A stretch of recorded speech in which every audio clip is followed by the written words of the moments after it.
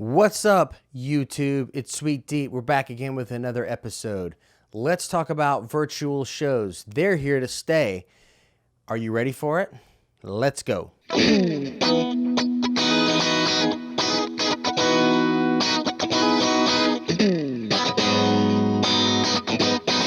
If it's the first time that you've come here, thank you so much for gracing us with your presence. We do appreciate it. And by we, I do mean me. We talk about all kinds of really cool stuff like finance, business, music, you name it, anything with the creative world that impacts us, we talk about it. So if you like what you hear, at some point, click that like button and maybe consider subscribing to the channel.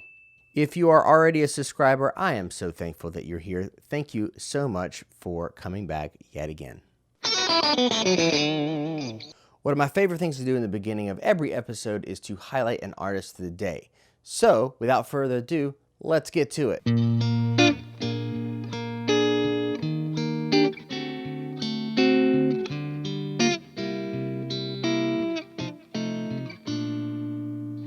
Did you recognize that one? I thought you might. This is all about my good friend Adam Levy, who toured with Norah Jones, playing that song probably every night for 8 years or so.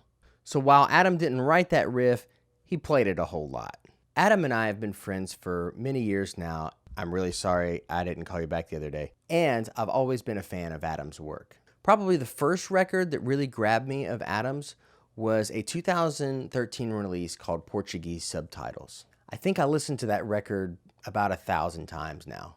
It's so good, and if you like tasty guitar playing and really cool songwriting with a stellar band, this is a record for you. In addition to songwriter records, he's done a lot of instrumental records too. Stuff with like Tony Mason and Rich Hinman, just to name a few. He's based in LA and he's very active playing there all the time. So whenever this pandemic's over, be sure to check him out. If you're also a young guitar player or even an advanced one, he offers a variety of online lessons, and there's not many people better to study with, I think, in the country today. So check out Adam Levy. As always, it's time to get to the topic at hand. So let's go.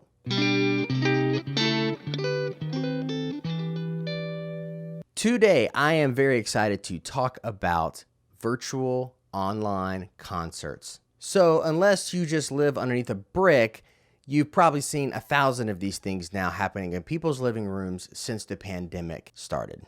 And while some of them probably sounded really good and a lot of them sounded pretty bad, everyone is just doing the best they can so that they can make a buck and get by in this really hard time. Initially, it didn't matter necessarily what your production value was. You could just throw up any sort of concert online on Facebook or YouTube, not really worry much about the audio quality and not really worry much about the lighting, and boom, you were off to the races and making a fair amount of money. Now that we're pushing 6 months or so into this pandemic, it's starting to look a little different. People are getting a little bit tired of the model and they're not really tuning in as much. Even though everybody's a little fatigued on the whole live stream in your bedroom kind of concert idea right now, this concept is not going away. And even if you've waited this long to get involved in it, now is the time to start. I'm going to give you a few things that'll help you out in your process of luring in a consistent audience and hopefully you being able to really turn those people that are just casually listening to you into regular fans. And maybe monetize those people into giving you consistent money to help you out during this pandemic. Sounds like fun, right? Rule number 1 is something that I think prohibits most people from even starting. So let's talk about it. It's simply just start making content. Do yourself a favor. Don't get paralyzed about the whole issue of putting on a live stream and everything being perfect from the start. Fact is, no one is an expert at this right now, and I think it's important that you just get out there and you start doing it.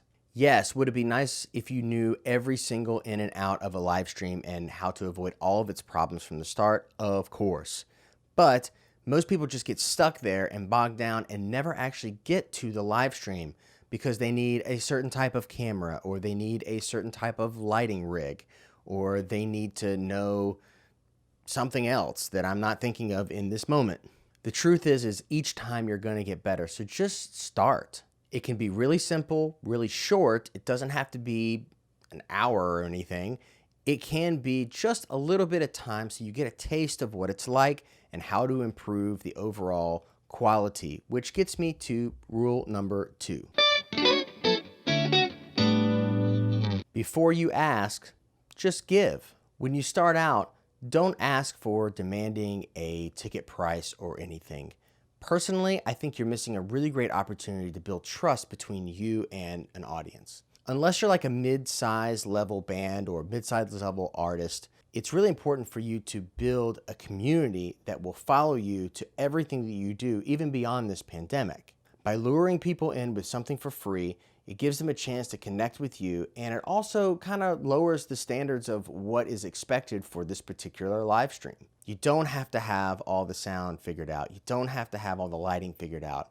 You don't even have to have your set figured out all the way, although I would probably recommend that. The fact is, it just gives you a chance to connect with people in real time in a relaxed setting. Remember, you're learning here, so it's about not having everything perfect from the start and building that history. This is for everyone, by the way. This is not just for singer-songwriters that can sing and play. If you're an instrumentalist, you should be playing instrumentally, even if you're like a drummer or something. Find some loops, put on a click, and play along to a track or something that people might know. Or just put on a weird percussion track and practice improvising around it and then talk about what you do.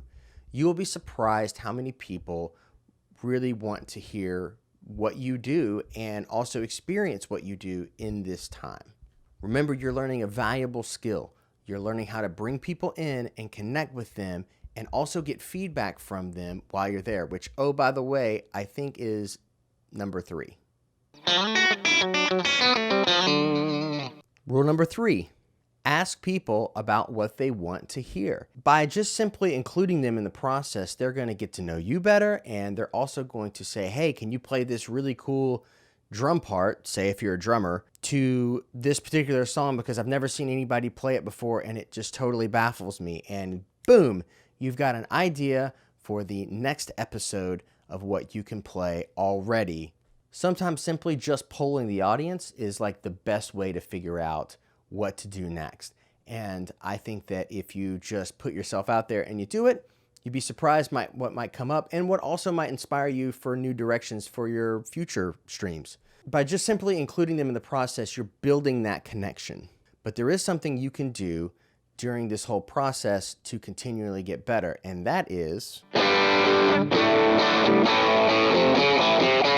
number 4, consult people that you know that's already doing this and ask them for tips. I'm pretty sure everybody at this point has friends that's been doing this, so just reach out to them.